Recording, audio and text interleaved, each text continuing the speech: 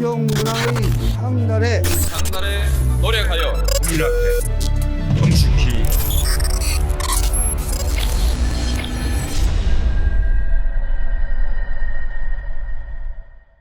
네, 반갑습니다. 그땐 왜 정치비와 7번째 시간 갖도록 하겠습니다. 네. 야 우리가 네. 안에다가 흰색 티 입은 게 통일이 됐나요 지금? 그러네. 우리도 짜지도 않았는데 네, 색깔을 내가 못 맞췄네 색깔을. 이 자켓 색깔을. 야, 장인수 기자님하고 저 좀 비슷한데. 가을 색깔로 색깔이? 비슷하게 다 맞추셨는데 네, 머리 네. 색깔도 못 맞추고 자켓 색깔도 못 맞추고.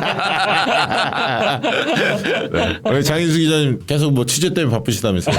예, 이것저것 국감철이라 요새 예, 뭐가 많이 해달라고 들어오는 게 많아갖고 요즘에 장인수 TV가 요즘에 아주 잘 나갑니다. 잘 아시겠지만 이제 13만 엄청나죠 네, 지금. 이제 찍고 이제 13만. 20만을 이제 향해서 달려가고 있고 정치비와 그땐 왜는 시청률이 안 좋지만 끝까지 가보려고 합니다. 지금 이제 7번째 시간인데 오늘은 2022년 대선 20대 대선 피눈물을 우리가 흘렸죠. 왜 졌는지를 냉철하게 짚어보고 숨겨진 이야기 털어놓는 그런 시간을 갖도록 하겠습니다. 열심히 이걸 이렇게 챙겨서 봐주신 분들은 냉철을 떠나서 되게 재밌다고도 하시던데 왜 이렇게 안 보시나 몰라. 요즘에 많은 분들이 지금 뭐 탄핵 그 시즌이 다가오니까 현안들이 뜨겁고 그렇죠. 현실에서 벌어진 일이 훨씬 예, 재밌으니까. 지금. 재밌으니까 그런 건데 이 역사 속에서 우리 과거 속에서 우리 곱씹어 봐야 할 부분이 굉장히 많습니다. 그걸 잘 해내야 다음 대선에 우리가 승리할 수 있다. 저희는 뭐 좀 그렇게 보는 편이라서 시간 내서 좀 한 번씩 꼭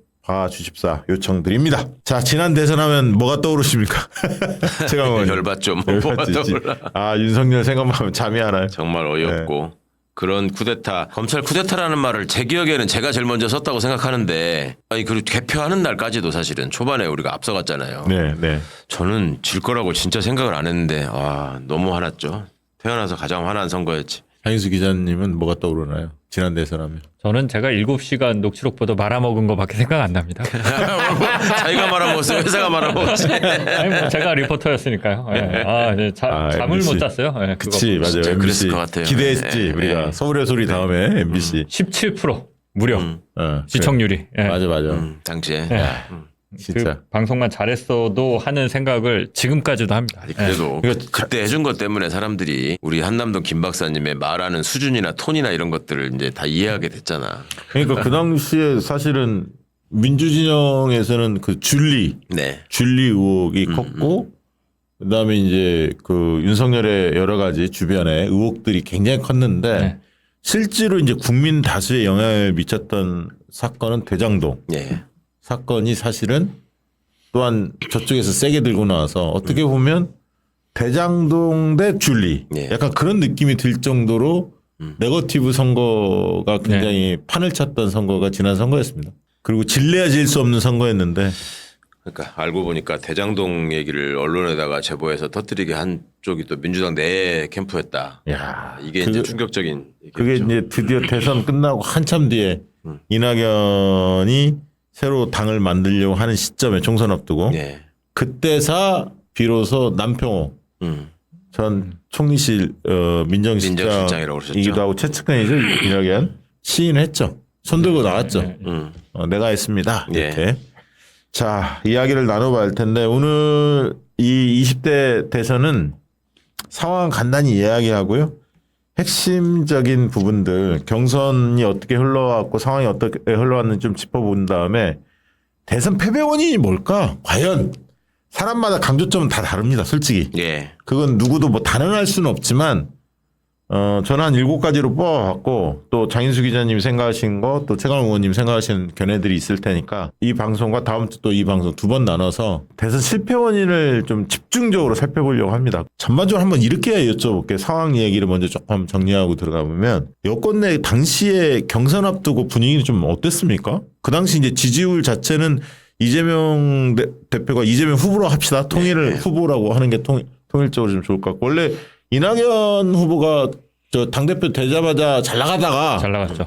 박근혜 사면 뭐 이렇게 하면서 주저앉았고 그러면서 이재명 후보가 치고 나가서 지지율이 좀 상대적으로 상당히 높았던 시점에서 경선이 들어갔었잖아요. 그때 분위기는 어땠습니까? 당내 분위기? 대통령 후보 경선 과정에는 저는 민주당이 아니었기 때문에 아 그렇구나. 경선을 몰라 참여해 본 적도 없고 그냥 저 이재명이 될 텐데 뭘 저렇게 열심히 하지 이런 거만 있었지. 맞아. 그랬구나.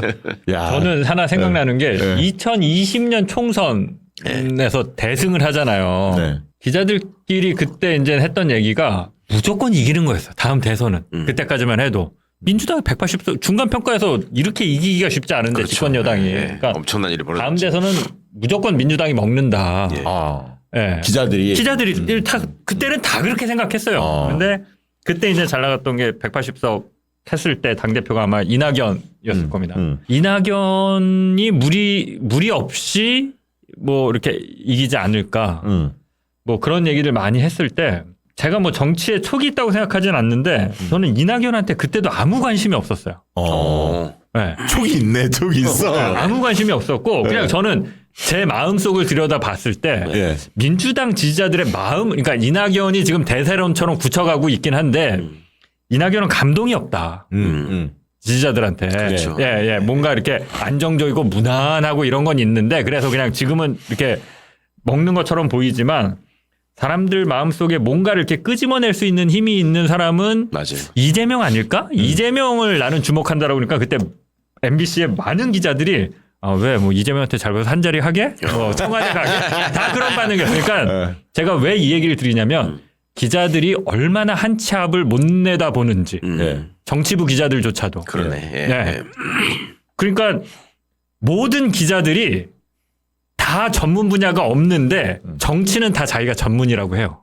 한국의 기자들이 네. 정치는 다 내가 제일 잘하는 기자야. 정치부 한번 갔다 오면 다 그렇게 생각을 해요. 근데 그 정치부 기자들이 뭘 제대로 예측해서 맞추는 꼴을 저는 기자생활 20년간 본 적이 없어요. 맞아. 너무 정확한 지적이야. 그리고 이 얘기 나온 김에 지난 총선을 앞두고 그 기자들끼리 내기를 했어요. 네. 민주당이 몇 석 할까.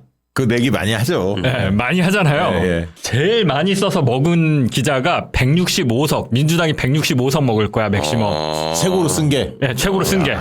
거기 소박하네. 거기 지금 MBC에서 뭐 저기 일간주로 간 기자는 120석 써서 내고 막 이랬어요. 그런 사람들은 이제 기자 그만해야 돼. 근데 정치 전문 기자예요. 그런 기자들이 다. 진짜. 그렇게 여론조사 나오고 했는데도 안 믿는 거지. 그러니까 기자들이 되게 객관적인 것 같지만 자기 객관적이죠. 감정, 네. 자기 이걸 투여하는 거죠. 자기 어떤 개인적 욕망이나 이런 것들. 거기다가 플러스 자기가 만나는 상대 집단이 어딘지가 드러나는 거지 거기. 그거 안 믿어. 그러니까. 기자들은 주로 여의도 국회의원들이나 정치 고관여층 일부 있잖아요. 엘리트들. 네. 그런 사람들을 주로 만나니까 바닥 민심을 잘 몰라요, 사실은. 정확히 말하면 지 술 사주고 밥 사주는 사람들 만난 그렇지. 얘기 들으니까 그럴 돈 있는 사람들이 다 무슨 생각을 하겠어. 그리고 사업가들 뭐 그러니까. 이런 사람들은 다 국민의힘 쪽이잖아. 배팅을 세게 하잖아. 장인수 기자님 말씀하신 대로 많은 분들이 민주당의 승리 가능성 왜냐하면 10년 주기설이 있었고 네. 왜냐하면 보통 한 번 정권 잡으면 10년을 간다. 진보가 잡으면 10년 보수가 잡으면 10년 이게 역사가 있었고 두 번째는 문재인 대통령의 지지율이 견고했거든요. 그러니까 그게 사실은 제일 큰 컸죠. 거였죠. 그러니까 한 40% 중반대를 계속 유지를 했단 말이에요. 그러니까 이제 뭐 부동산 문제, 이대남 문제, 부동산에 열받았고 그리고 서울 보궐선거에서 완패했잖아요. LH 사건 뭐 이렇게 해서 네. 오세훈이 이기고 뭐 또 이준석이 당대표로 등장하고 이런 일련의 흐름이 막판에 민주당한테 굉장히 위협적인 요소로 분명히 다가왔어요. 그래서 긴장을 해야 한다고 생각했지만 그래도 이재명 후보가 나서면 이길 수 있을 거야. 왜냐하면 유능 대결로 가면 거기에 홍준표가 나오든 윤석열이 나오든 누가 나와도 이재명 대표가 이기겠지. 그리고 이낙연 쪽이 그렇게까지 안 도와줄 줄은 몰랐어요. 첫째, 이 문제. 두 번째는 대장동이 일어날 줄은 사실 몰랐어요. 예. 그러니까 이제 유능 문제에서 구도가 깨진 게 사실 대장동 이슈였거든요. 일을 잘한다는 성남시장 때 경기지사 때 그게 이재명 대표의 어떻게 보면 브랜드인데 그 그게 브랜드가 발해버렸지. 훼손됐잖아요. 예. 그리고 이낙연 쪽에서 원팀이 깨졌잖아요. 안 도와줬잖아요. 그리고 그 이낙연에서 안 도와주는 데 있어 결정적 뇌관이 사실은 3차 선거인단 투표에서 갑자기 이낙연이 마지막 날 의문의 뭉치표가 나오면서 이거 결선 투표 가냐 안 가냐 갖고 실랭이를 벌였거든. 예. 막 이러면서 판이 이상하게 느낌이 샤하더라고. 대장동이 등장하고 그 뭉치뼈가 이낙연 쪽에 막판에 쏠리면서 결선 투표 논란을 벌이고 막 이런 게 전체적으로 예. 느낌이 갈수록 좀 샤해졌던. 그러면서 이제 민주당 안에 내부 사정을 보니까 이거 뭐 선대위도 그렇고 전략도 그렇고 제대로 안 돌아가는구나.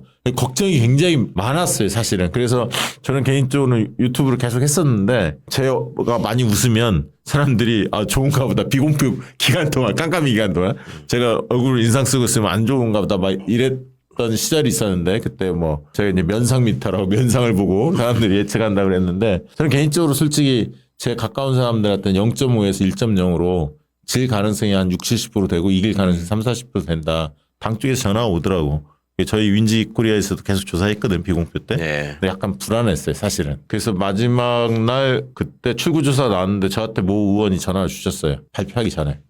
그러니까 0.6 뭐 이 정도 졌다 이렇게 나와서 다만 이 사전투표가 워낙 높았기 때문에 이 사전투표 높은 거에 대해 출구조사가 약간의 오차가 있을 수도 있기 때문에 일말에 그걸 기대하고 끝까지 지켜봤습니다만 결국은 뭐 사전 출구조사 그대로 적중이 된 선거였죠. 다시 생각하니까 진짜 열받네. 그때 어찌 보면 좀 뭐랄까 방심한 측면이 분명히 있긴 있는 것 같아요. 저는 있었어요. 이제 나중에 합당을 하고 선대위에 참여하고 하면서 이렇게 회의 때 얘기하거나 이런 걸 보면 이 사람들이 지금 선거를 많이 해본 전문가들이 맞나 싶은 그러니까 좀 긴장도도 좀 떨어지고 그러니까 어디를 이렇게 분석적으로 얘기를 해가지고 딱딱 간다라는 게 없었고 무엇보다도 저는 그냥 일종의 선거 문외한으로서 좀 제일 아쉬웠던 게 홍보 전략 면에서 DJ 정부 때에 우리가 지난번 방송에도 말씀드렸지만 획기적인 왜 DOC와 춤을 뭐 이런 것들이나 노무현 대통령의 그 상록수 노래를 부르는 이런 장면들 뭔가 시각적으로 국민들한테 딱 인상에 강렬하게 박히는 이런 이재명의 서사가 이거 안 떠올랐어 끝까지. 캠페인에서 감동을 준 게 별로 없었어요. 그게 없었고 없었어요. 청와대도 너무 안일했고 왜냐하면 청와대도 대충 제가 모니터링 해보니까 설마 지겠어?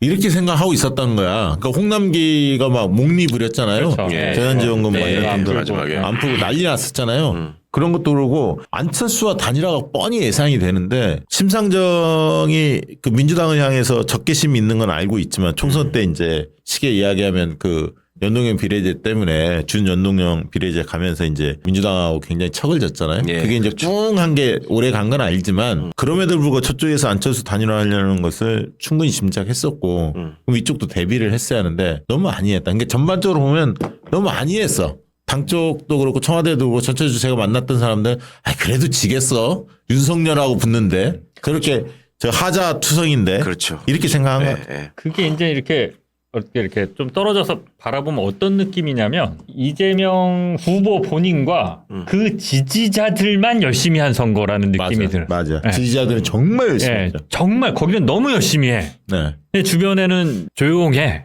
이게 대표적인 게 저는 이제 두 가지 정도 보는데 진 이유를 한 가지 정도를 뭐라고 생각하냐면 지역구 의원들이 자당 후보를 찍어달라고 이렇게 거리로 안 나온 선거는 저는 이게 처음 봤어요. 처음이요. 지역구 의원들이 정말 안 나왔어요. 정말 안 나왔어요. 그래서 어느 정도였냐면 대선 끝나고요. 저기 국회 갔다가 어떤 시민을 만났더니 자기 지역의 국회의원 막 성토를 하는 거야. 그 사람이 유세 때 몇 번 나오는지 아십니까? 저한테 막 묻고 플랜카드도 제대로 안 걸었고요. 유세차 제대로 타지도 않았고 막 성토를 하는데 그게 이제 사람들한테 우리 당원들 지지자들한테 응어리가 진 거야. 그렇죠. 그러면서 그게 공유가 되면서 우리 지역만 그런 게 아니라 저기 지역 그리고 이낙연 지지자들이 막 이상한 놈들 있잖아요. 걔네들이 정운현도 저쪽으로 넘어가고 있었잖아. 그러면서 막 그 문파 뭐 이렇게 해갖고 막 피켓 들고 윤석열 지지한다고 난리치고 이렇게. 정우현 같은 사람 그때 무슨 미운파라고 붓글씨로 써가지고 지 페이스북에 올리고 참 진짜 꼴같지 않은 일 있었는데 근데 그때 우상호 총괄 본부장이 중간에 이제 들어오면서 좀 체계가 잡히더라고요. 좀 나아졌죠. 조금은. 근데 그때 우상호 총괄 본부장이 들어와가지고 두 번째 회의 때인가 딱 각을 잡고 진지하게 경고를 하더라고. 지금 회의에서 결정된 사항을 가지고 집행하는 데 있어서 의원들이 직접 뛰지를 않고 그냥 카톡방에 톡 하나 올리는 걸로 끝내고 있는데 그러시면 안 됩니다. 나는 그게 너무 놀라웠거든. 이 사람들이 지금 카톡방에 이거 하나 올리고 말았나. 그리고 개인적인 경험으로는 저는 이제 공동선대위원장이랍시고 이름은 위에다가 써놓고 올려놨는데 송영길, 최강욱 둘이 공동선대위원장이라는 거야. 그러니까 합당했다는 그것 때문에 해놓은 거죠. 다른 사람들은 다 예를 들어 원내대표 당시에 이제 윤호중 의원이었는데 네. 이런 그 일정이 있어요. 유세 일정이.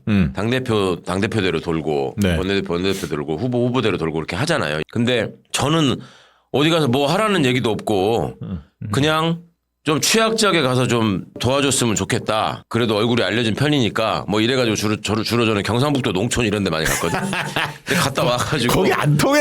서울에 있어야지. 그러니까 아무 쓸데없는 일에서 생각해보면. 그럼. 그리고 아유. 주말에 집에 있기가 불안한 거야. 뭔가 좀 죄 짓는 것 같고. 네. 그래 나가서 제가 제 나름대로 이렇게 유세 동선이나 이런 걸 봐가지고 후보가 안 가는데 안 가는 데인데 우리 유세체가 서 있을 것 같은 데를 네. 갔었어요. 네. 가가지고 뭐 팔뚝질 한 번이라도 보태야 되겠다고 갔는데 거기서 이렇게 같이 있는 사람들이 다 파란 잠바를 입고 있는데 뭔가 이 반가워하는 분위기가 아니야. 전부 다 웬일이세요? 왜 오셨어요? 뭐 이런 분위기예요. 어머. 그리고 마지못해 당연히 나온 이제 사람들이구나. 아니 거기 올라가라는 것도 당연히 얘기도 안 하고 유세차에 내가 뭐 기대도 안 했지만 이거 뭐 왜 오셨어 하는 게 사람이 느낌이 있잖아요. 내가 여기 와서 그 한 푼이라도 보태니까 이 사람들이 그래도 반가워하는구나라는 느낌과 아니 이 사람 뭐 왜 왔어? 뭐 이런 느낌이 이제 완전히 후자였어. 그래서 몇 번을 한 두세 번을 서울에서 이렇게 갔는데 다 그렇길래 아 이거 왜 이러지? 그랬더니 우리 보좌관이 그때서 그러더라고. 그거 저기 그쪽에서 연락 와가지고 가신 거 아니죠? 그래서 아니 그냥 간 거지. 내가 거기 이렇게 비어 있는 것 같길래 그랬더니 그분들 입장에서는 의원님이 비례대표 의원이니까 그 지역에 관심 있어갖고 대선 때 와가지고 얼굴 알리고 생색내려고 하는 걸로 받아들였을 가능성이 크다. 아이고. 그 안 가시는 게 좋겠다. 내가 그 소리를 듣는 순간 정리가 떨어졌겠다. 아차 싶어. 아차 싶고 진짜 정답이가 떨어지더라고. 야, 이 상황에서도 자기 그 다음 총선이나 선거를 생각하는구나. 그러니까 그 지역 어디야? 그러니까 그 빨리 까, 실명가. 전에 있었던 일들이 또 막 떠오르는 거야. 그 무슨 저기 그 동작동 국립묘지에 이제 후보가 맨 처음에 이렇게 참배하고 하는 것부터 시작을 하잖아요. 네. 그러면 그런 걸 나는 공동선대위원장이니까 후보하고 이렇게 양쪽에 맨 앞줄에 서 있었을 거 아니에요. 아 근데 가다 보니까 내가 맨 앞줄이 아니야. 문에서부터 한참을 걸어 들어가잖아요. 그 네. 중간에 국회에 대한 경례하고 또 올라가고 하거든. 근데 그 사이에 나는 점점 전 뒤로 밀려가지고 그러니까 그 유세 현장이건 뭐든 사진 찍히는 와중에 후보 옆에 붙어가지고 사진을 찍어야 된다는 것 때문에 그런 정치인들 많아. 이 어깨 싸움을 하고 밀고 들어가지고 사람을 밀어내는 그다음에 뭐 유세 현장에서 집중 유세하고 이럴 때도 마찬가지예요. 맞아요. 근데 그거를 나는 그냥 이 사람이 뭐 바쁜 일 있어가지고 빨리 뭘 하려고 나가는 줄 알고 자리를 슬슬 비켜줬는데 나중에 보니까 다 그게 밀어낸 거였어. 그래갖고 그거 가지고 나중에 무슨 저기 장관 자리 가고 무슨 저 공사 사장 가고 이런 거 아니에요. 솔직히 얘기해서. 그렇지. 선거 이기고 나면 아이고, 내가 옛날에 여기서 공칠에 하는 거야. 했다 이런 거 공치사하고 막 이런 거잖아. 그 정치의 기본이죠. 그 사진하고 카메라 잘 나오는데 그 옆에서는 그거 그러니까 이게 기본인데 그걸 모르시면 어떡합니까? 저처럼 촌자가 가서 가 있으니까. 그러니까 저는 약간 아이, 진짜 이게 뭐 하나씩 나중에 짚어보겠습니다만 저 개인적으로는 사실은 그 제안을 받았었어요. 그 왜냐하면 이재명 경선 캠프 때 저희가 전략 컨설팅을 저희가 담당을 했었거든요. 그 전략 컨설팅을 해드렸고 경선 때는 본선 때는 이제 안 했고 경선 때만 이제 했는데 제가 이제 경선 준비할 때 그쪽 핵심 인사들한테 전략을 좀 책임져 줬으면 좋겠다. 그러니까 들어와서 아예 예. 캠프에서 전략을 좀 담당해달라 요청이 왔었는데 제가 이제 고사했죠. 왜냐하면 회사를 그 당시 운영하고 있었기 때문에 윈지코리아 건설 돈을 조금 준다 그랬어? 아이 명태균 같이 한 100억 달라고 했어야 돼. 명태균도 100억 얘기가 없어. 그 괜히 잘못했다가 또 고소당하고 그러세요. 아무튼 그래서 그때 뭐 회사를 그만둘 수 있는 상황이 안 돼서 그냥 컨설팅만 하겠다. 대신에 이렇게 자리를 맡고 이렇게는 좀 어려울 것 같다고. 그때는 인제에 있을 때니까. 네, 고사를 예, 했죠. 근데 결과를 보면서 사실 피눈물을 흘렸습니다. 제가 가진 게 별거 없지만 뭐라도 더 적극적으로 기여할 수 있었는데 근데 약간 느낌에 본 캠프 이제 선대위가 들어가잖아요. 경선에서 이기면 이제 민주당이 하나 된 선대위를 구성하니까 이때부터는 말을 안 듣더라고. 그 느낌을 딱 받았어. 아, 이때 사실은 김영진, 강훈식 중심으로 선거가 그랬었죠. 치러졌어요. 실질적으로는 예, 뭐 예. 무상호 위에 김영진 위는 많았지만 사무총장, 예. 강훈식 전략위원장 이게 그랬었지. 이제 중심으로 갔는데 나중에 짚어보겠습니다만 전략의 미스도 상당히 있었고 마음이 너무 아팠어요. 너무 아팠는데 일단 하나씩 조금 짚어보면서 패인 분석을 해볼까요? 예. 어쨌든 대선 경선 앞두고 저는 사실 이낙연으로 가면 이낙연이 승리할 가능성도 없지만 경선에서 승리하면 본선에서 쉽지 않을 거다. 그렇게 봤어요. 아까 장인수 기자가 좀 비슷하게 봐서 경선이 굉장히 싱겁게 끝날 것 같은데 이재명 쪽에서 완성할 거다. 저도 뭐 이재명 대표를 그 당시 경선에서 전략을 컨설팅 맡으면서 도왔지만 느낌이 좀 슬지 그랬거든요. 네. 게임이 안 될 거다. 근데 실제로 그렇게 흘러갔잖아요. 경선은 쉽게 갔지 않습니까? 그래서 이제 첫 번째 경선이 9월 4일 날 치러졌었는데 이 저기부터 시작했잖아요. 그 충청에서 먼저 깠거든요. 충남, 대전 뭐 이런 데 깠어요. 세종 이런 데 가면. 예. 근데 거기서 충남이 1차 딱 깠는데 거기서 압도했어요. 이재명 대표 50%를 돌파를 해버립니다. 충남에서. 그러면서 사실은 승부가 싱겁게 말은 많았지만 뭐 까보니까 왜냐하면 충청권 하면 사람들이 생각할 때 저기는 약간 점잖고 품격 있고 그렇죠. 이런 정서를 좋아하는 분이라 이낙연 쪽 그다음에 이제 호남이 가깝잖아요. 충청도 충남 밑에가 호남 전부가 아닙니까? 그러니까 이낙연이 좀 어느 정도 얻지 않을까? 원사이드 하진 않을까? 뭐 이렇게 예상했는데 그 예상이 빗나갔죠. 저는 이 표도 처음 보는 것 같는데 아무 관심이 없어서 당연히 이재명이 이기는 거라고 생각을 했고 아무 기억도 없어. 경선에서. 그렇게 이제 흘러갔었고 실제로 아까 이야기한 대로 대통령 지지율은 그 당시 3월달 갤럽 기준으로 45%에 달했고 예. 청와대는 특정 후보를 특별히 밀지는 않았잖아요. 그럼요. 예. 그때 뭐 열중시전 했던 것 같아요. 진짜 예, 예. 저였지. 열중시전을 했고 당내에서는 이재명 대세론이 그렇게 세지는 않았던 것 같아요. 그러니까 세론이 지지자들이나 국민들은 이재명이 싱겁게 맞아요. 이기겠다 다 생각했는데 예. 국회의원들은 그 생각이 아니었던 것 같아요. 이낙연 캠프나 정세균 캠프에도 현역 의원들이 꽤 많이 갔어요. 깜짝 많이 놀랐어. 갔죠. 사실 예, 난 예, 깜짝 많이 놀랐어. 갔죠. 그렇게까지 아니 자기들끼리 앉아가지고 나는 어디로 가야 되나 고민하고 막 그러더라고. 아니 그 깜짝 놀랄 게 아니라 이재명은 늘 민주당 안에서 비주류였고 맞아요. 사실 안 쳐줬어. 그러니까 이런 표현이 좀 죄송 미안하긴 한데 안 쳐줬어요. 맞아요. 배지들은. 배지들. 예. 자, 어떤 사람들이 한번 뛰었는지 한번 볼까요? 정세균, 이낙연, 이재명 캠프에 어떤 분들이 있는지 한번 좀 보시면 자, 자료들이 몇 가지가 있죠? 한번 좀 표가 있죠? 예. 좀 표를 보시면 원래 이재명 캠프에서는 조정식, 그렇죠. 민주평화광장에서 이해찬 조정식 의원이 그걸 이제 이끌어 갔고요. 정성호, 오랜 지인이죠. 노웅래, 저기 김병욱, 7인회죠, 저기가. 네. 김영진 전략을 담당했고, 김남국, 그렇죠. 저런 분들이 중심이 됐었고, 거기에 이제 뭐 민영배도 있었고요. 예. 의원들이 또 꽤 많았는데, 그래도 꽤 많았는데, 다 기억은 다 안 나나요? 저런 분들이 있었고, 그 다음에 그다음에 임종성, 문진석 이런 분들 저기 있었고 이낙연, 안민석도 있었고 맞아요. 다 있었죠. 그런 분들이 참여했고요. 이규민도 있었고 그렇습니다. 맞아요. 그런 분들 참여했었고 이낙연 쪽에서는 설훈, 박강훈, 최인호, 이계호, 홍성국, 정태호 이런 분들이 홍익표 의원도 그때 참여했고 오영훈 그렇죠. 이런 분들이 참여를 했었고요. 윤영찬이 빠져있네요. 윤영찬이 핵심인데 그런 분들이 참여했었고 정세균 쪽에 사실은 제일 많았죠. 의원들은. 이게 저기 보면 안규백, 김영주, 중진 의원들이 많았고 이현우까지 김성주, 김교흥, 안우영. 저 6명 나오는데 탈당한 사람이 둘이네. 그렇지. 이현우, 김영주 탈당했고 저게 이제 김민석이 또 핵심이었어요. 정세균 캠프에? 그러면 그래요? 제가 잘 알죠. 김민석 핵심이었고 이용빈, 신정훈, 김혜재 광주 전남 쪽 많았죠. 조호섭 이런 사람들 있었고요. 실제 보면 정세균 대표가 의원들한테는 인기가 좋아요. 예. 그리고 저기 장경태도 있었고요. 정세균 캠프에 사람들은 굉장히 많았습니다. 사실 의원들은 굉장히 많아. 전배원 의원도 있었고요. 거기에 그래서 캠프는 그렇게 구성이 돼서 의원 분포로만 보면 그다음에 그 얘기도 있었네.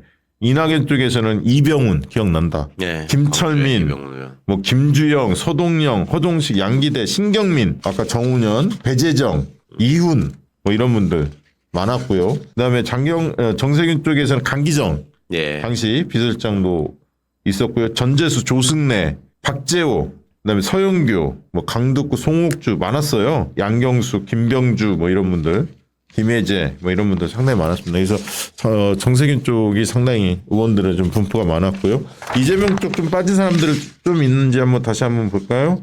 아 그때 박홍근이 비서실장을 했고요. 천준호 의원도 있었고요. 윤우덕 의원 기억납니다. 윤우덕 의원 계셨고요. 이런 분들이 이재명 캠페인에 참여했었죠. 근데 이제 말씀을 이렇게 얘기를 하니까 생각나는데 그때 초선 의원들이 띄엄띄엄 한 번씩 이렇게 저한테 뭐 밥 먹거나 만나서 얘기할 적에 띄엄띄엄 얘기하는 걸 보면 어떤 캠프를 가야 되나 고민을 하고 있는 그런 게 많이 보였는데 그때 제가 받은 느낌이 아니 저게 지금 고민할 일이요? 이런 생각을 했는데 네. 인간적인 관계 때문에 자기가 초선 의원으로 들어오는 과정에서 이러저러한 도움을 준 분이 있으니까 그분하고의 연을 따라가야 될지 아니면 이재명 후보를 지지해야 될지 그런 걸 고민하나 보다 생각했는데 그런 차원은 아니더라고. 조금 더 종합적으로 고차원적으로 계산을 하더라고. 그러니까 정치하는 사람들은 대선 결과에 따라서 자신의 향후 정치적 입지가 달라질 수 있다는 걸 굉장히 많이 의식을 하고 그렇죠. 대선 때 또 어떤 기여를 해서 이기게 하게 되면은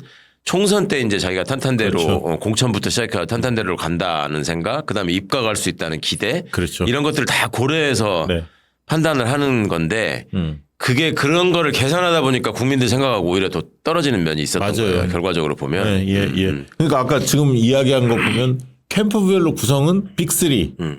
이재명, 이낙연, 정세균 쪽이 거의 엇비슷한 규모였고 네. 의원들 분포는 짱짱했단 말이야. 예. 그러니까 국민들하고 당원들의 지지도나 이렇게 흐름과는 동떨어진 완전히 다른 네. 게 여의도의 지금 판단이었죠.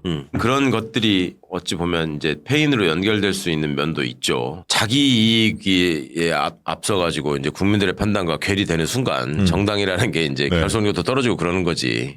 우리가 보통 몇 개월 지난 일 잘 기억이 안 납니다. 지금 2022년 3월 달 일이지만 예. 한 2년 넘었잖아요.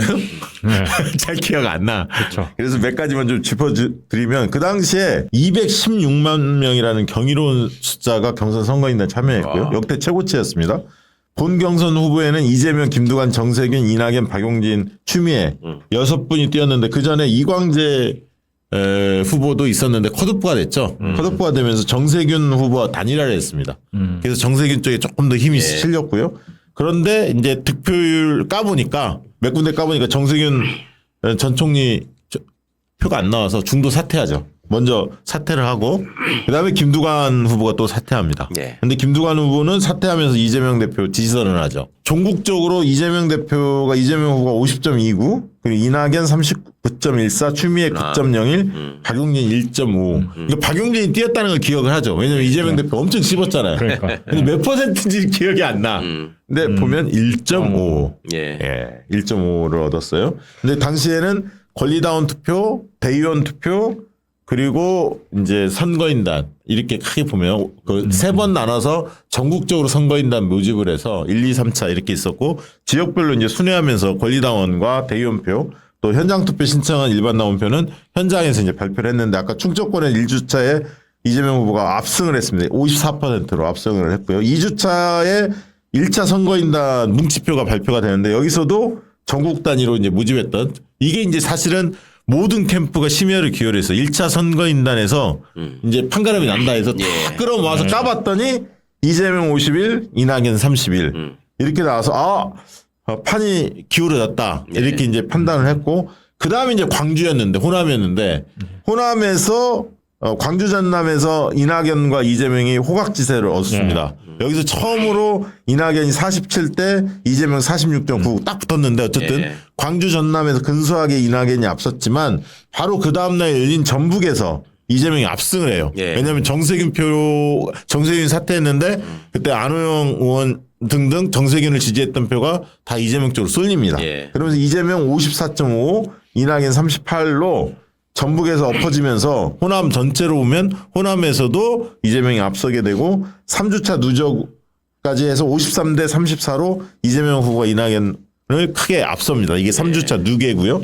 그다음에 이제 4주차에 2차 선거인단 이제 뭉치표가 또 크게 한번 발표가 되는데 여기서도 이재명 58, 이낙연 33으로 싱거운 게임이 지속이 돼요. 그래서 이제 수도권만 앞두고 있었고 수도권하고 3차 선거인단만 앞두고 있어서 끝났구나. 그렇죠. 싸움은 이제 본선 준비해야겠구나. 이렇게 이제 이재명 캠프는 그렇게 생각을 했을 거예요. 그리고 당연히 경기에서 이재명이 압승합니다. 뭐 경기는 이재명 후보로서는 본인이 정치적 고향이니까 거기서 59%로 얻거든요. 이낙연 30. 그래서 큰 차이가 벌어졌고 누적 23만 표 격차로 이재명 후보가 앞서가다가 마지막 날 이제 서울에서 깠는데 거기서 권리다운 대의원에서도 이재명 후보가 압승을 합니다. 51대 36으로 이재명 후보가 이기는데 문제는 이날 권리당원 대의원 재선거인표 발표한 다음에 3차 뭉텅이 선거인단 표를 발표하는데 이 시점이 중요한데요. 3차 선거인단을 모집을 9월 1일부터 14일까지 했어요. 근데 이 사이에 9월 8일 날 중간에 이낙연이 의원직 사퇴 선언을 해요. 예. 광주 경선 앞두고 배수진을 친 거죠.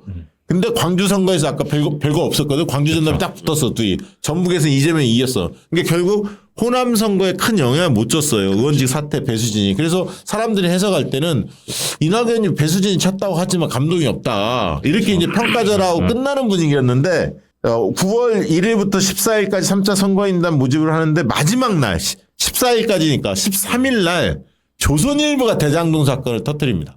예. 대서특필을 해요. 그러니까 9월 1일부터 14일까지 3차 선거인단 모집하는데 14일 하루 전날 13일 날 조선일보가 터뜨리죠. 그러면서 술렁거립니다. 이거 가지고 선거인단이 엄청 들어온 게 아니야. 13, 14일 이틀간 뭐 많이 들어오지도 않았어. 근데 어쨌든 이렇게 해석들 하죠. 대장동의 영향 아니었냐 이렇게 해석을 하는데 저는 그거는 동의하기 어렵습니다. 왜냐하면 이때 3차 선거인단에서 이낙연 62, 이재명 28 이렇게 나온 거예요. 쇼킹한 숫자였습니다.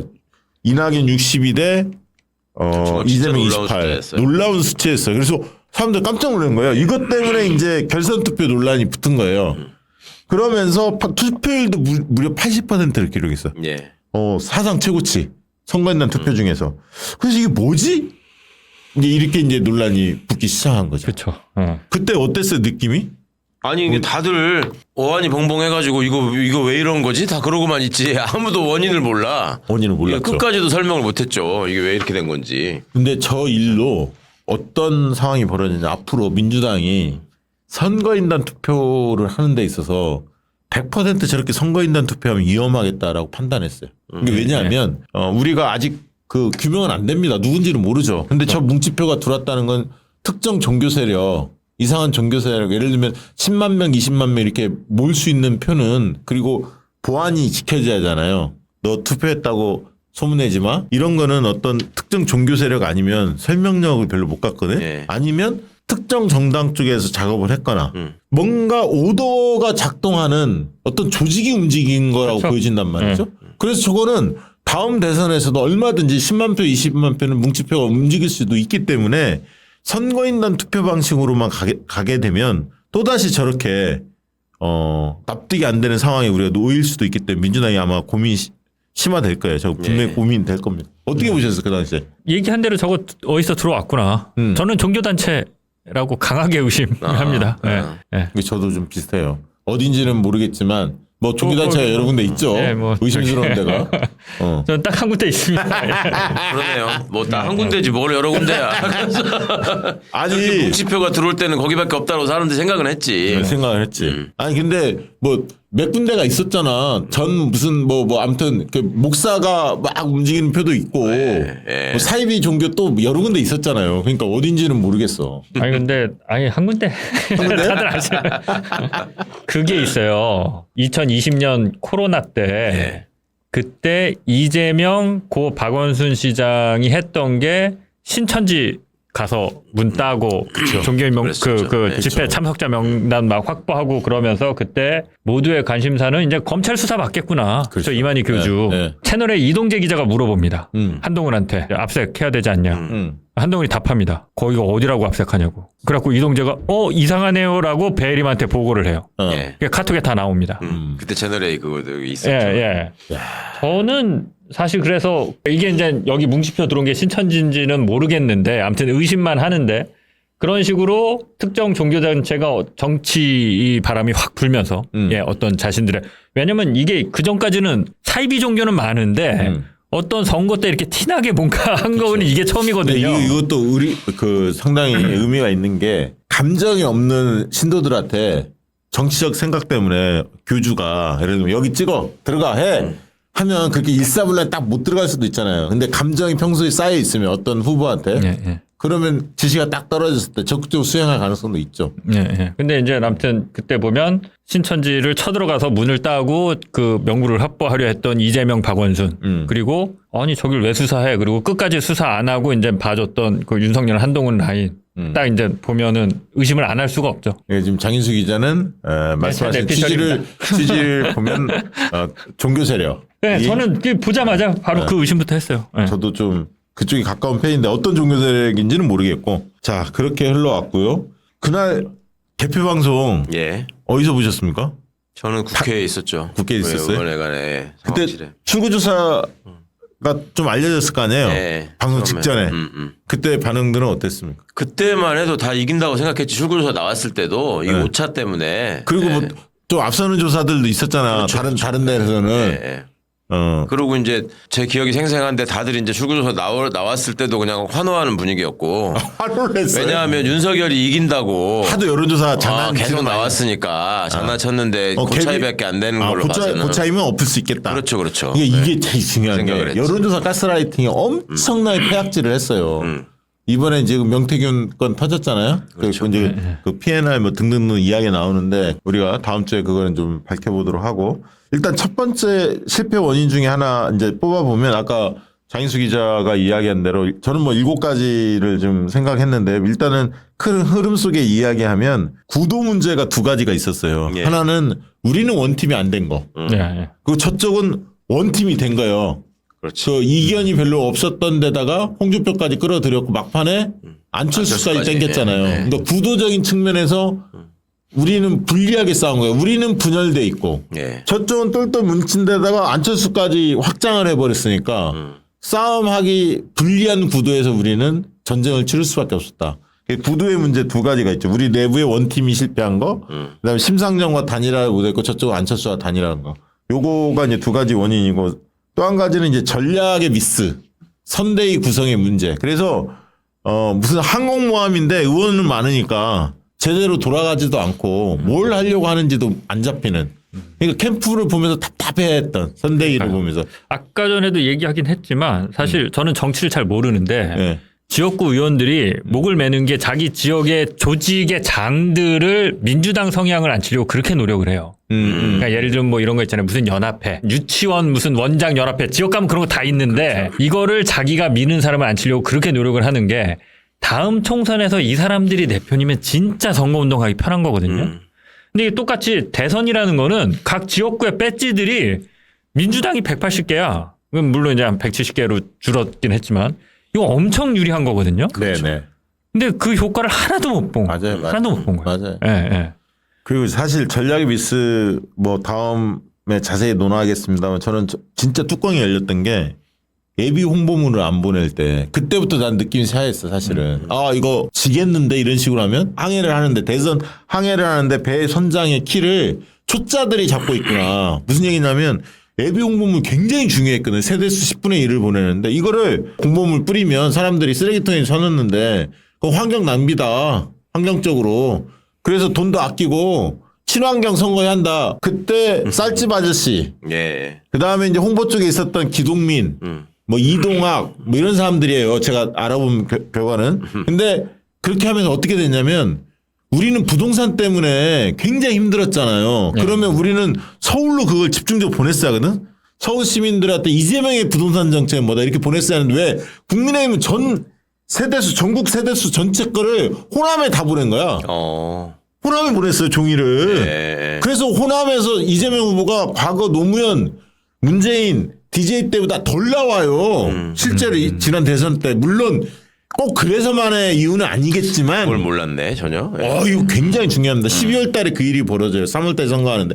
내가 그때 그 얘기를 듣고 이건 아니다 해서 막 제가 아는 루트 통해서 다 얘기를 했어. 민주당 의원들은 그 이재명 캠프에 있는 사람들 핵심들한테. 근데 못 말린다는 거야. 이미 정해져 갖고. 방송에도 몇 번 얘기하고. 근데 그걸 돌리려고 하는데 이미 결정돼서 안 된다는 거. 홍보에서 결정을 했다. 내가 그거 보면서 야 느낌이 샤하더라고. 막 이런 거의 캠페인을 보면서 야 이자들이 대선 뛰는 선대에 뛰는 사람들이 대중의 정서 지금 밑바닥 정서를 알고 이 선거 기획을 하나?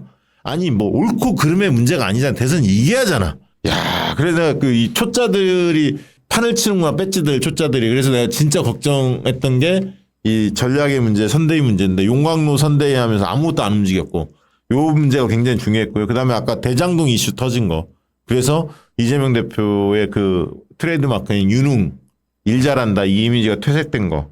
그리고 아까 이대남 문제 예상이 충분히 됐는데 안일하게 대처했어요 사실은. 그리고 청와대가 도와주지 않은 거. 홍남기, 묵리. 그리고 여론조사 가스라이팅 이런 것들이 복합적으로 작동을 했다. 안철수가 별 변수가 안 될 거라고 생각했는데 결정적으로 변수가 됐어요. 그리고 안철수가 사실은 그때 참 나쁜 짓 많이 했어요. 민주당하고 단일화할 것처럼 계속 얘기하고 또 송영길 당시 당대표가 또 사람 보내가지고 계속 협상하고 뭐 이랬었다고요. 근데 갑자기 뒤집은 거지. 안철수 우리가 왜냐하면 비공표 조사를 계속 해왔는데 윈지코리아 컨설팅에서 마지막 공표 조사할 때 0.2가 이겼거든. 네. 유일하게 아주경제하고 윈지코리아가 유일하게 0.2 이긴 조사가 나왔고 가장 근사치로 또 나왔던 게 MBS. 당시 MBS 조사가 2.0인가? 그 윤석열이 앞서지만 거의 근소하게 붙은 조사가 나왔지. 나머지 조사들 있잖아요. 뭐 한 5%부터 한 8% 막 이런 식으로 윤석열이 압도한 조사들이 너무 많았기 때문에 그 윈지 조사하고 MBS 조사 정도만 사람들이 싸움이 되는구나 이렇게 이제 기대를 했어요. 근데 저희가 그 다음에 계속 비공표 때 조사를 했는데 근데 안철수 단일화 딱 터지니까 야 움직이더라고. 50대 60대가 움직이고요. 그게 대세론에 영향받고 2030 중에 이공계 출신들 있잖아요. 네. 그게 안철수 지지했잖아. 이공계들이 그런 사람들이 가더라고. 표를 윤석열 쪽으로. 그래서 안철수 단일화하니까 다시 한 2, 3%로 벌어지는 거야 윤석열하고. 그러다가 한 4, 5일 앞도 조금씩 붙었어요. 네. 그게 보여요. 근데 안철수가 딱 보이더라고. 내가 정말 미치겠더라고 정말 안철수. 그러니 명태균이 내가 대통령 만든 거다라고 얘기하는. 그렇게 할 만하죠. 그게 이어지는 거야. 그래서 구도 문제가 무서운 거예요 막판에는. 자 그런 걸 이제 하나씩 짚어볼 건데 오늘은 딱 두 가지만 한번 짚어보죠. 일단 원팀과 관련해서 실패했던 거. 아까 뛰지 않은 의원들. 야 이걸 먼저 좀 한번 얘기를 해보죠. 먼저 사실은 이낙연 지지자들이 이재명 지지자들한테 너무 멸시하고 모욕을 줬어. 흔히 말하는 찌찌찌 뭐 이런 그거 있잖아. 이재명 대표에 대해서 조금 좋은 말 쓰면 너 찐 묻었다 막 이런 거 있잖아요. 혐오의 언어가 워낙 많았고 그다음에 형수 뭐 욕한 거 있잖아요. 그런 전가기로에 이런 거 가지고 이재명 대표를 굉장히 아무튼 형편없는 사람을 만들었죠. 이게 굉장히 아픈 거예요, 사실은. 선거 과정에서. 그랬고, 아까 중도 사태, 이게 사실은 논란이 된 게 정세균, 김두관이 이제 중간에 사퇴를 했는데 그때 이거 관련해서 논란이 벌어진 게 당규에는 그렇죠. 저게 또 해석의 여지가 있는 거예요. 왜냐하면 당규가 그냥 이렇게 돼 있는 거예요. 경선 투표에서 공표된 개표 결과를 단순 합산해서 유효 투표수의 과반수를 득표한 후보자를 당선인으로 결정한다 이렇게 돼 있는데 경선 과정에서 후보자가 사퇴한 때에는 해당 후보자에 대한 투표는 무효로 처리한다 이렇게 돼 있어요. 여기까지 돼 있는데 문제는 후보자가 사퇴했을 때 무효로 처리하는 후보의 득표를 사퇴 이전과 이후 모두를 무효로 규정할 건지 해석할 건지 아니면 사퇴 이후의 투표만 무효할지가 명확히 명시가 안 돼 있는가. 그러니까 정세균이 사퇴했는데 사퇴 이전의 표는 그럼 살려놓을 거냐. 이거에 대한 논란인 거예요. 근데 이낙연 쪽은 그거 살려는 안 한다. 그러면 이재명이 과반수가 못 되니까 결선 투표 갈 수 있다. 이렇게 주장한 거고. 무슨 소리냐. 이재명 후보 측에서 과거 선례를 설명하죠. 왜냐하면 과거 대선 때 다 그렇게 했죠. 다 그렇게 했어. 예를 들면 유시민이 2007년에 사퇴했어. 그럼 그 표는 다 무효표를 했고 뭐 유종군이가 2002년에 사퇴했으면 다 무효표를 했거든. 그 전 표는.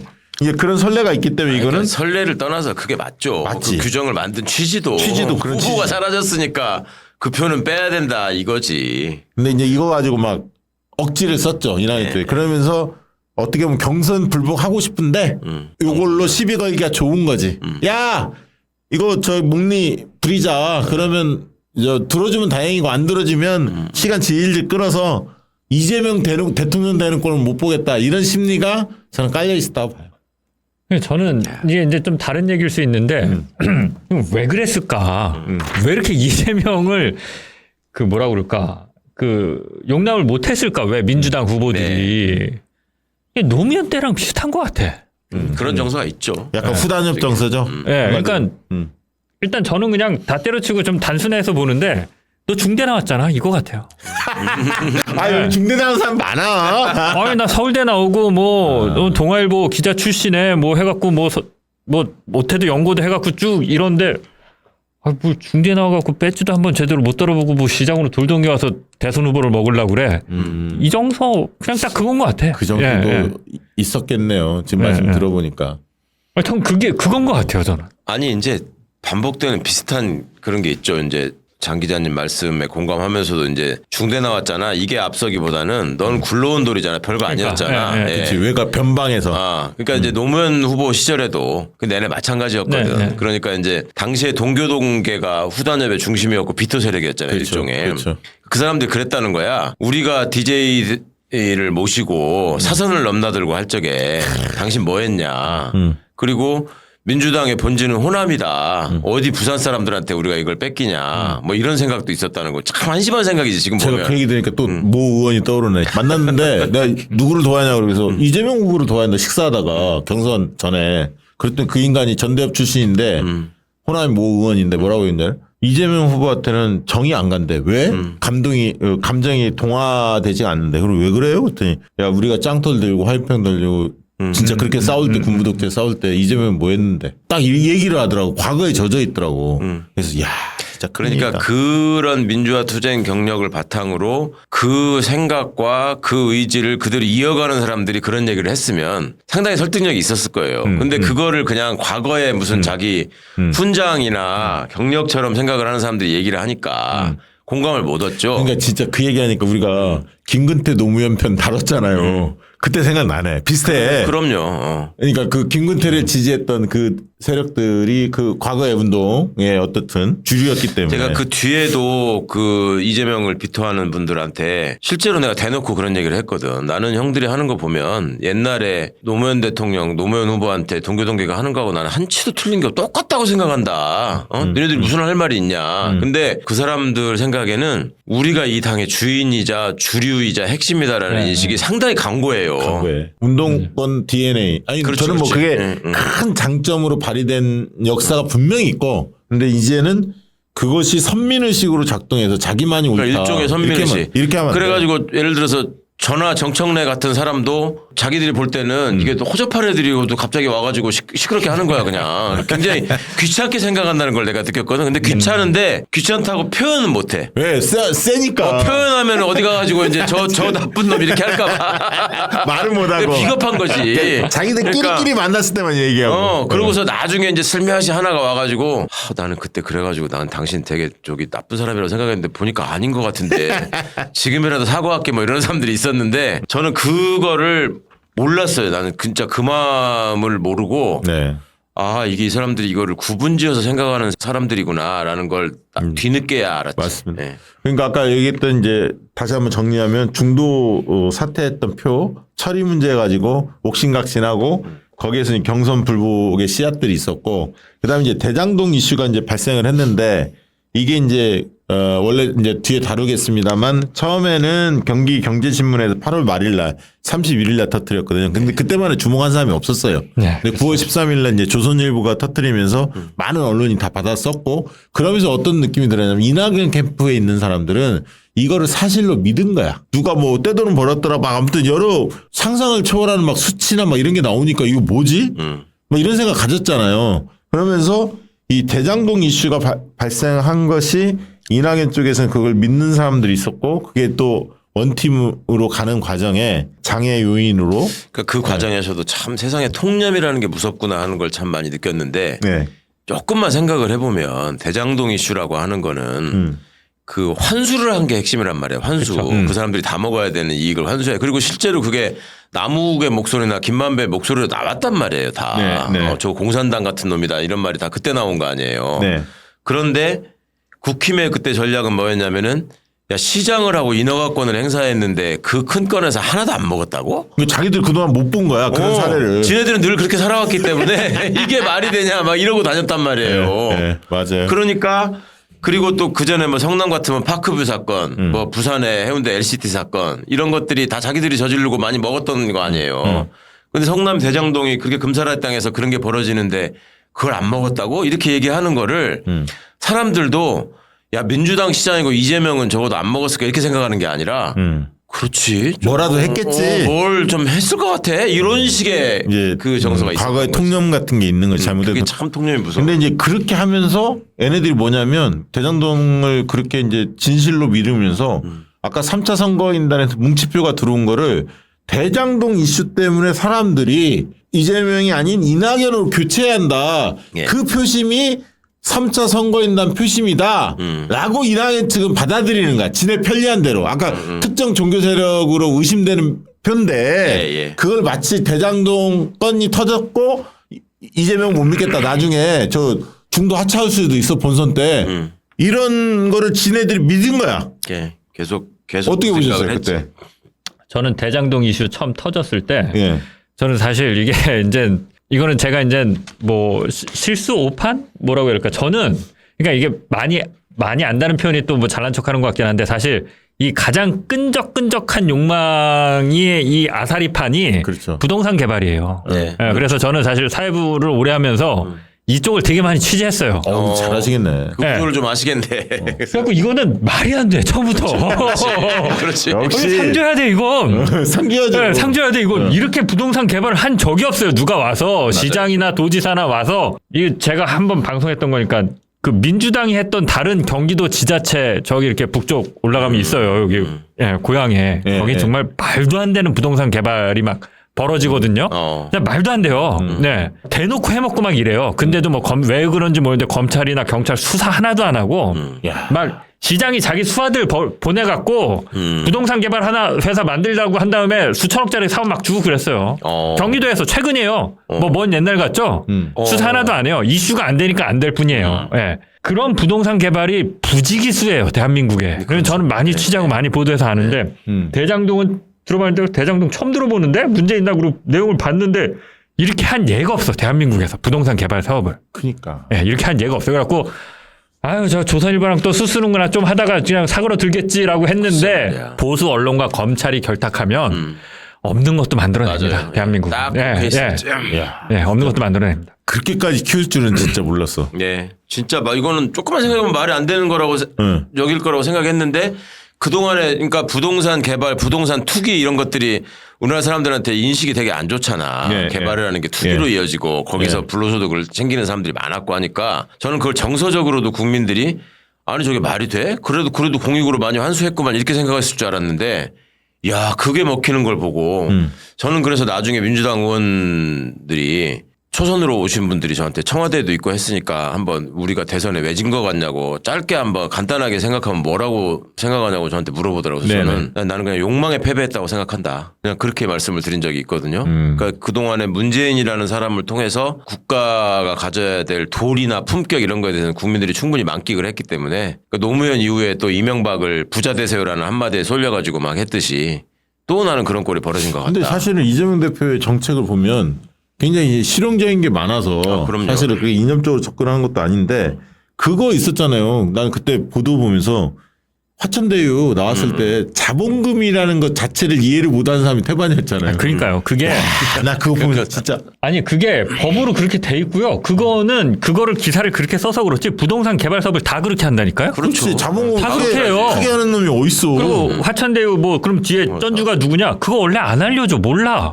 돈 낸 사람 누군지. 그냥 돈 들어오면 하는 거야. 그 돈 어디서 묻고 따지지도 않고 그렇게 만들면 네, 화천대유 1, 2, 3, 4, 5 이렇게 만들잖아요. 다 그렇게 해요. 아니, 근데 그때 궁금한 거 MBC이 있었으니까 당시에 대장동 관련해서 좀 그 당시에 심층적으로 좀 다뤄볼 생각은 없었어요. 이게 그러니까 어떤 정서가 있냐면 이런 이슈가 터지면 기자들도 그리고 이 진보 진영 내에서도 되게 유보적인 자세를 취하는 사람들이 되게 많아져요. 혹시나 잘못 묻혔다가 내가 그러니까 그러니까 이거는 오해받을 수 있다. 객관화해서 보는 거야. 그래 뭐 터질 수도 있어. 이러고 보는 거야. 뒷짐지고. 그런 게 있고 근데 오히려 뭐 윤석열, 김건희라 그거는 팩트로 입증될 때까지는 없는 그런 거 쳐요. 예. 그래갖고 이게 좀 제도권이라는 게 무서운 게 수사기관이 인벌브돼서 수사를 시작하는 거에 대해서 기자들이 상당 부분 그거의 권위를 인정해 주는 거죠. 그 제도권이 작동한다는 거. 그 결과가 나올 때까지 지켜봐야 된다는. 자기 면평으로 작동하는 면도 많이 있잖아요. 뭐 면피일 수도 있고 그게 뭐 자기 객관화일 수도 그러니까 있는데 나중에 아무튼. 오보로 판명됐을 때의 두려움이라는 게 있는 건데 오보로 판명됐을 때도 수사기관이 뭔가 건드렸던 거는 나는 조 얘기 듣고 취재해서 한 거다라는 식으로 빠져나갈 수가 있는데 내가 이거를 탐사 보도를 해가지고 취재를 해가지고 그러니까 탐사 취재를 해가지고 보도를 하면은 야 그거 네가 다 그거 했다고 헛발질한 거잖아 이런 그렇죠. 게 좀 있잖아요. 그러니까 기자들이 취재하다가 국회의원한테 갖다 주고 이거 질의 한번 해달라고 해가지고 모티베이션을 만들기도 하고 그다음에 수사기관에 누가 아는 사람이 있으면 줘가지고 이렇게 해서 만들기도 하고 그러잖아요. 한동훈이는 그런 거를 최대한 이용한 거지. 그런 속성을. 그러니까 이때 그래서 대장동 관련해서는 MBC 기자들 같은 경우는 유보적인 자세를 취하고 대장동에 적극적으로 뛰어들어서 취재를 해서 얘기를 하면 기자들이 또 두려워하는 거는 그럼 너는 그냥 이재명 편드는 거야? 이재명 실드 쳐주는 거야? 이 프레임에 걸리는 걸 또 되게 싫어하거든요. 맞아. 예. 그걸 노린 거야. 그렇죠. 그래서 대선 끝나고 나서긴 한데 제가 했던 보도가 그 경기도권의 비슷한 규모의 다른 부동산 개발 사건들이 얼마나 개판으로 진행됐는지를 한번 보여줬어요. 이게 대장동은 얘기를 안 하고 아예 그냥 다른 부동산 개발 사고. 그래서 그 보도를 본 사람들은 야, 대장동은 진짜 아무것도 아니다라는 생각을 하시긴 하시는데 그거 같은데 나 이슈가 잘 안 되긴 하죠. 그렇게 하면은 이게 이슈가 되는 뭐 대장동이나 아니면 진짜 LCT나 이런 걸 해야 되는데 봤어요. 내 기억이다. 자, 그래서 첫 번째 저희가 그 대선 실패 원인은 원팀에 실패했고 의원들이 뛰지 않았어요. 선거 캠페인 때. 그리고 특히 정운현 아까 이야기했습니다. 이낙연 전 비서실장이 윤석열을 지지 선언하면서 근데 내가 그때 열받은 건 뭐였냐면 정운현보다 미웠던 게 이낙연이었어. 왜냐하면 이낙연이 거기서 딱 그렇게 이야기했어야 돼. 정운현이 딱 갔을 때 그렇죠. 나를 지지하는 국민들은 지지자들은 단 한 명도 윤석열을 지지해서는 안 된다. 정운현의 저 행동은 잘못된 것이다. 그렇죠. 나를 믿고 따르라. 딱 이렇게 했으면 이낙연 박수 받고 존경받았어. 자기 밑에 최측근 책임자가 윤석열을 대놓고 지지하는데 아무 말 않고 그러니까 그 밑에 줄줄이 이낙연 지지했던 지지자들 꼴통 지지자들이 그리 간 거예요. 정운현이라는 사람 참 질이 안 좋은 사람이에요. 그리고 보면 저런 짓을 해가지고 이제 가서 자리 하나 받았어요. 예. 그 무슨 문화부 산하에 뭐로 가 있는 것 같은데. 뭐 갔죠. 예. 예. 근데 그러고 저 사람이 원래 자기 아이덴티티로 얘기하던 게 지금 한국문화정보원장인가 뭐 그래. 아이덴티티로 얘기하던 게 자기가 친일파 연구를 많이 했고. 맞아. 그거 했지. 그다음에 이제 그 자기 그 서재가 이름이 보림제다. 그 임종국 선생인가 그 친일파 연구에 평생을 바치신 분을 기리고 존경하는 의미로 이름까지 이렇게 지었다. 이렇게 얘기를 했고 그런 글을 또 계속 페이스북에 올리고 사실 오마이뉴스 편집국장 지낸 후에 특별한 직업이 없어가지고 이 양반이 그리고 그 뒤에 국민TV 만들어졌을 때 가서 좀 분란을 일으키다가 쫓겨났지. 그러고 나서 특별한 수입이 없이 생활이 어려웠어요. 그래가지고 페이스북에서 어떤 분들이 제안을 해가지고 이 친일파 연구하는 분들이 굶으면 안 된다. 그러니까 우리가 돈을 모금해 주자. 그래서 돈을 모아서 정운현 씨한테 전달도 하고 그래서 그냥 페이스북으로 알게 된 사람들이 그런 혜택을 입은 사람이 지금 윤 정부가 일본 친일파와 관련해서 어떤 태도를 취하고 있습니까? 거기서 아무 말 안 하잖아.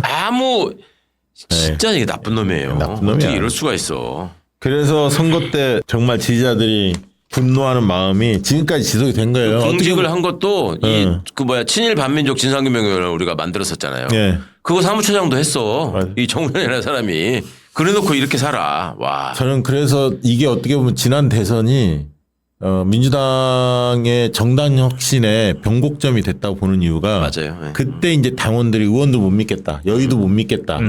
그걸 보면서 우리가 할 수밖에 없다. 정당을 바꾸자. 이 마음이 그렇죠. 완전히 그 마음을 먹은 거야. 울면서 뛰면서 진짜. 그래서 그 이후에 총선 앞두고 정당 혁신의 바람이 확 불었고 공천에서 이렇게 뛰지 않았던 수박들 이런 사람 다 날린 거예요, 사실.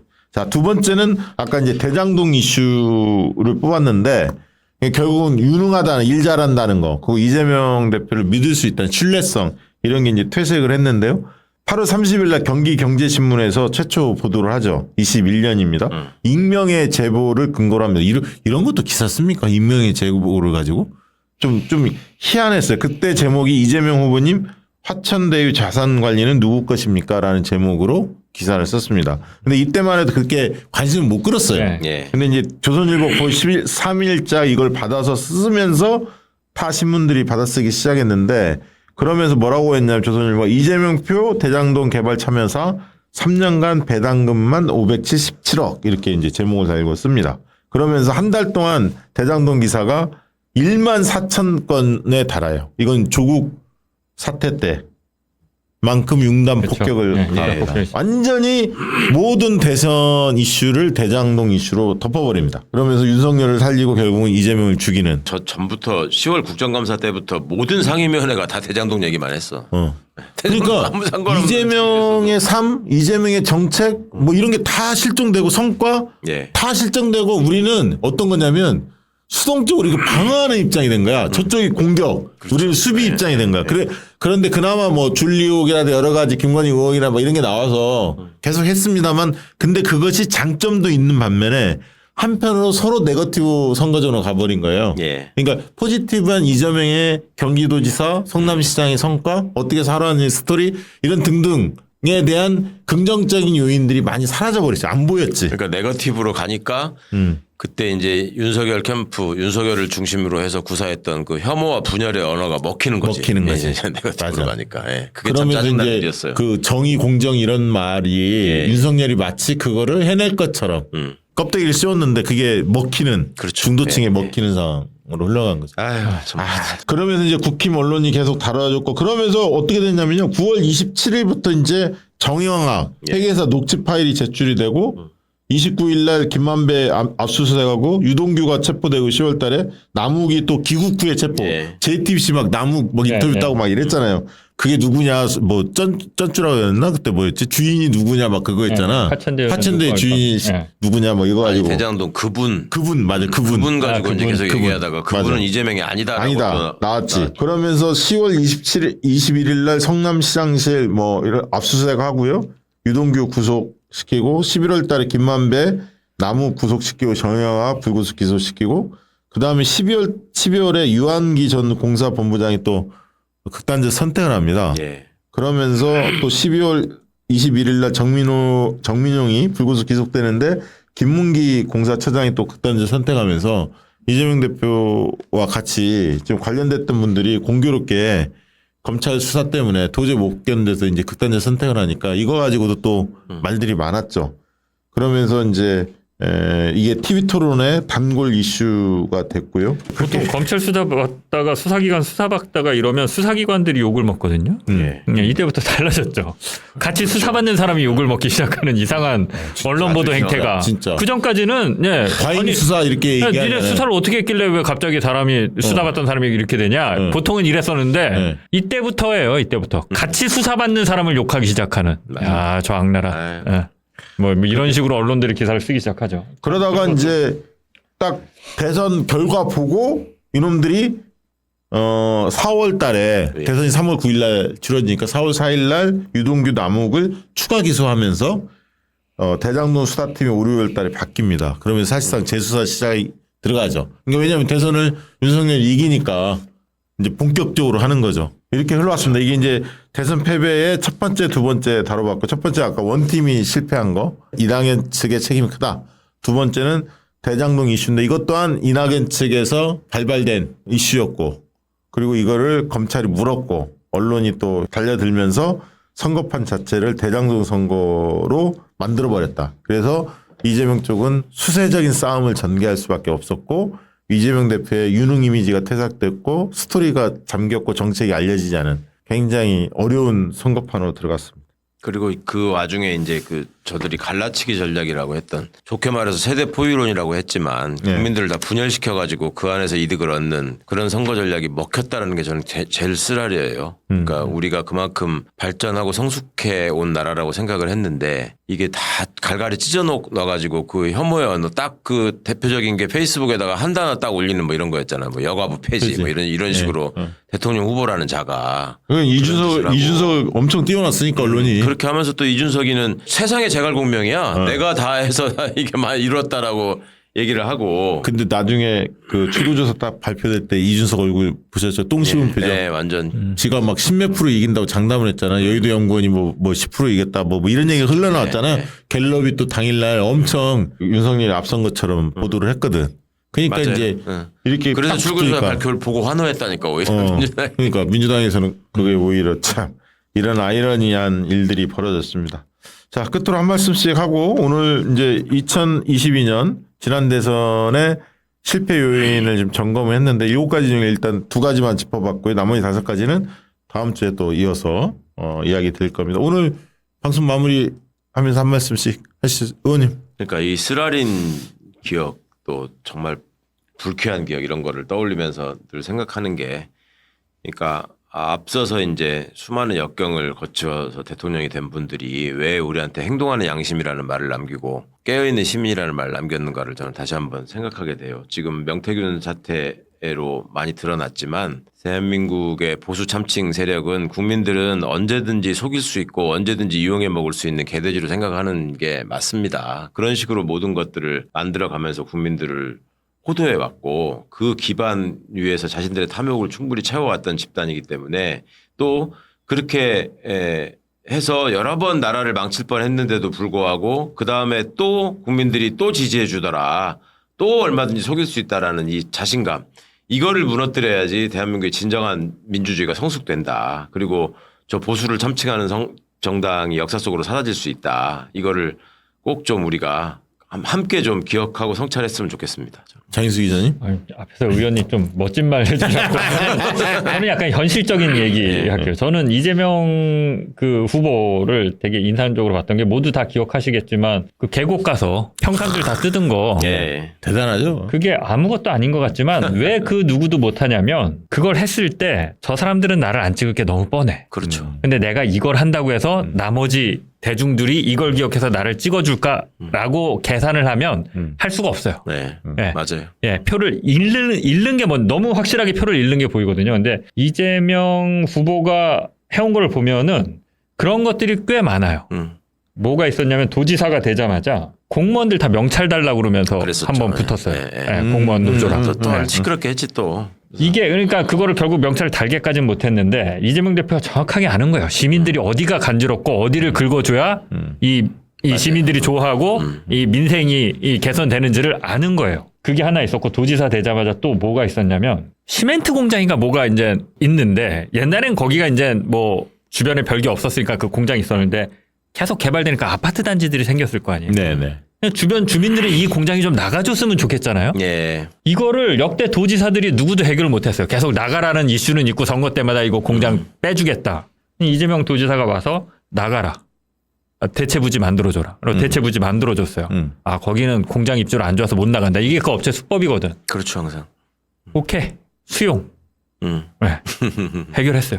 네. 그러니까 이 추진력, 그 유능함, 사실은 이제 시민들이 다른 어떤 것보다도 이재명한테 매력을 느끼는 부분은 이제 그런 부분이거든요. 그 작은 계산에 연연해 하지 않고 그렇죠. 추진해서 해내는. 예. 지난 대선 때 요거를 좀 어떻게 해서든지 영상을 좀 잘 만들든지. 나도 이게 되게 중요하다는 예? 걸. 왜냐하면 이재명의 정책들은 눈에 보이는 것들이 많거든요. 예. 근데 그거를 시각화하지를 못한 것 같아요. 그러니까 네. 그 경기 도지사 할 때는 그 선거 전략을 이제 제가 자문을 했었는데 도지사 선거할 때 성남시장에서 그때 이제 유능의 컨셉을 가지고 이제 선거를 치렀거든요. 근데 이제 유능이라는 컨셉은 성남시장의 시절에 잘했던 사례들을 적극적으로 알려내자.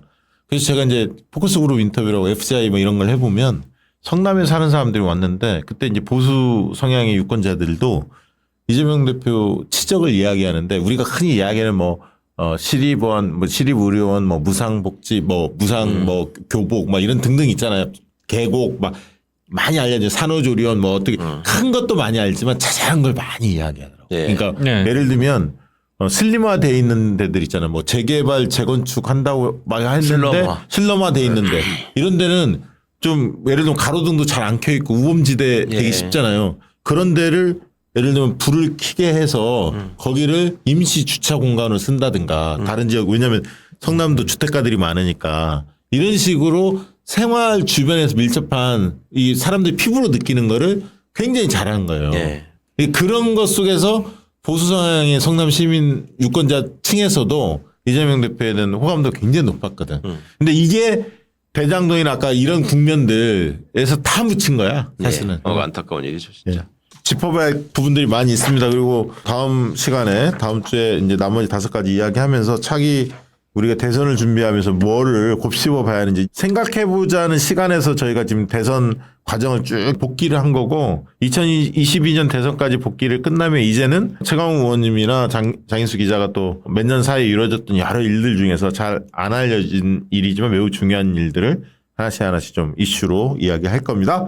자, 오늘 방송 20대 대선 1회분 마치도록 하겠습니다. 고맙습니다. 고맙습니다. 감사합니다.